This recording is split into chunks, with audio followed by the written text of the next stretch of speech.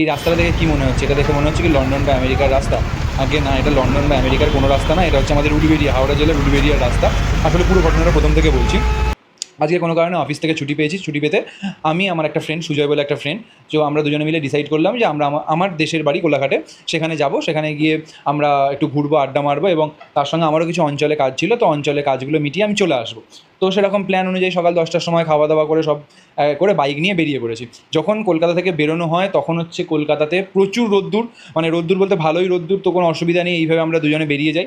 তো কিছুটা যেতে এত জোরে উলুবেড়িয়ার ওখানে বৃষ্টি শুরু হয়েছে যে মানে জাস্ট বাইরেটা কিছু দেখা যাচ্ছে না। ওই জন্য ব্রিজের তলায় দুজনের মধ্যে কেউ আমরা রেনকোট নিয়ে যাইনি, ব্রিজের তলায় আস্তানা নিই, ব্রিজের তলায় বসে থাকি প্রায় 1 থেকে 1.5 ঘন্টা। মুষলধারে বৃষ্টি হয়। তো আমরা দুজনে ওখানে বসেই আড্ডা মারছিলাম যে রেনকোটটা নিয়ে না এনে কী ভুল করেছি। এবং তারপরে কিছুটা যাওয়ার পরে একটা অ্যাক্সিডেন্ট হয়েছে। অ্যাক্সিডেন্টটা উলুবেড়িয়ায়, যেটা ওই ব্রিজের ওপরে যে মানে এপাশে উলুবেড়িয়ার স্টেশনের দিকে যেতে যে ওইখানটা নিম নিমদিঘি, ওইখানটায় অ্যাক্সিডেন্টটা হয়েছে। একটা রঙের গাড়ি, একটা লরি, পুরো ট্রাকটা উল্টে গেছে এবং রাস্তা ভর্তি পুরো রং। এখানে প্রায় 1.5 ঘন্টা জামে আটকে ছিলাম, এতটাভাবে বিশ্রী জাম ছিল।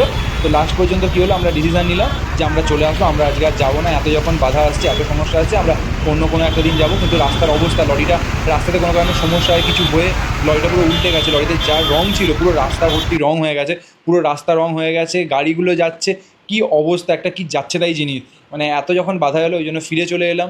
আজকে যাওয়া হলো না, কী করা যাবে, আর নেক্সট দিন কোনো একটা দিন প্ল্যান করা যাবে।